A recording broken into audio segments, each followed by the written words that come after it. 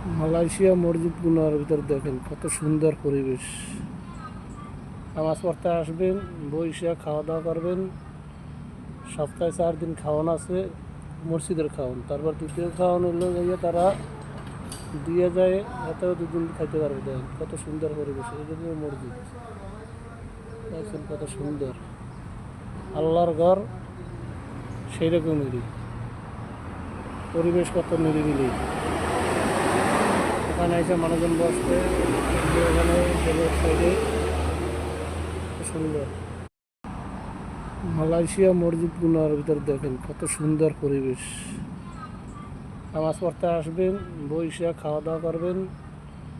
সপ্তাহে 4 দিন খাওয়ান আছে, মসজিদের খাওয়ান। তারপর দ্বিতীয় খাওয়ান হলো গিয়ে তারা দিয়ে যায়, এতেও 2 দিন খাইতে পারবে। দেখেন কত সুন্দর পরিবেশ, এই জন্য মসজিদ দেখছেন কত সুন্দর।